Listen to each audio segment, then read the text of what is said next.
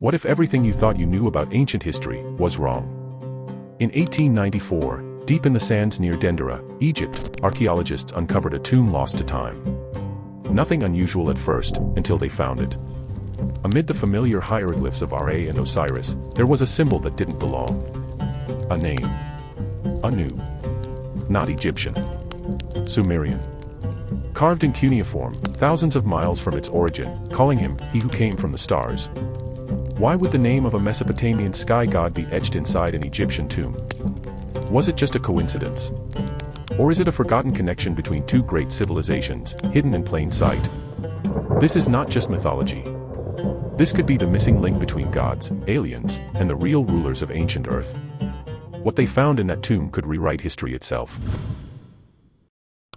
Welcome to AI Storytelling YT, where imagination meets artificial intelligence. Hit that subscribe button and let's begin. Part 1. Who were the Anunnaki? The Anunnaki are often described in Sumerian texts as the gods who came from the heavens.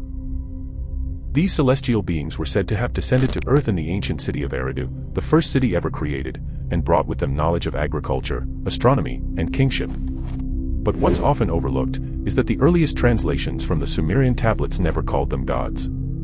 The word Anunna literally translates to those of royal blood or princely offspring. And in the Babylonian creation epic, Enuma Elish, the Anunnaki are described not as spiritual deities, but as engineers, scientists, and overseers who divided the earth into regions and ruled over them. So where did they go after Mesopotamia? Some scholars, like Zechariah Sitchin and Antoine Gigel, have long argued that the Anunnaki never disappeared, they migrated west to the land of the Nile. Part 2. The Anunnaki in Egyptian records. Hidden within the pyramid texts, carved into the walls of the Pyramid of Unas, 24th century BCE, are cryptic verses that speak of the ones who descended in fire, whose skin shone like copper, who taught the pharaohs the ways of the sky. While mainstream Egyptology attributes these verses to mythological metaphors, a minority of fringe archaeologists argue that they reference the same celestial beings described in Sumeria.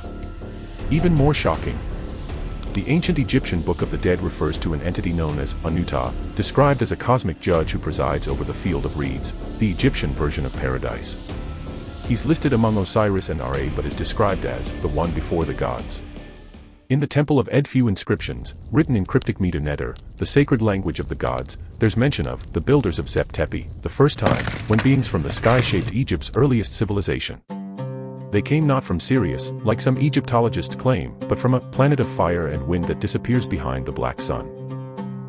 Some believe that this is an encoded reference to Nibiru, the mythical homeworld of the Anunnaki. Part 3. The Pharaoh Connection. What if the pharaohs were not just divine rulers, but the genetic successors of the Anunnaki?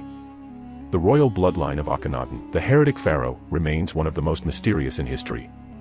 His body was abnormally elongated, his skull massively dolichocephalic, long-headed, and his DNA analysis revealed a strange mitochondrial anomaly that scientists still can't explain. Even Tutankhamun's remains showed signs of non-human cranial structure, leading some fringe researchers to speculate that the pharaohs were part of a hybrid bloodline created by the Anunnaki to rule Egypt. And then there's Thoth, the Egyptian god of wisdom, often depicted with the head of an ibis.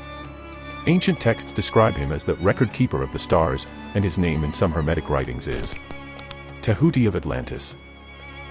But in the Emerald Tablets, Thoth reveals that he came from a distant star system, that he and his brethren helped build the Great Pyramid using sound frequencies and gravity-defying technology. He ends the text with a prophecy. A time will come when the children of men shall remember, and the serpent kings shall rise again. But only those who hold the crystal key shall see the truth. Part 4. Hidden Evidence. In 1998, a sealed chamber was discovered beneath the Sphinx, long suspected to house the Hall of Records, a supposed vault of Atlantean or Anunnaki knowledge.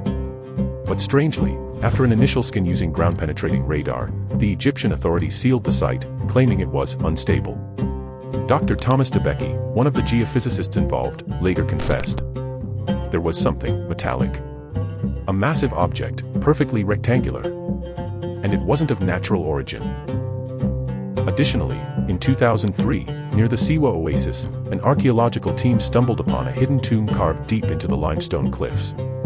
On the walls were hybrid depictions of gods with Mesopotamian beards and Egyptian crowns, and a recurring motif of a winged disc descending from the sky. And the most bizarre find? A star map, eerily resembling the Orion constellation, but with one star marked, not yet returned. The Anunnaki were not just gods, they were timekeepers, waiting for an astronomical event to return. Part 5. The Shocking Truth. In 2020, declassified satellite images from a private French aerospace firm revealed a vast geometric structure submerged near the Gulf of Suez, spanning over 2 kilometers, and shaped uncannily like the Mesopotamian ziggurats. The location: directly beneath the ancient port once known as Pertemu, the gateway of the gods. For centuries, Egyptian myths have spoken of a hidden chamber beneath the waters where the star beings sleep. The structure matches not only the dimensions of a Sumerian temple, but its central platform, still intact, has perfect astronomical alignment with the star Alnitak in Orion. What's more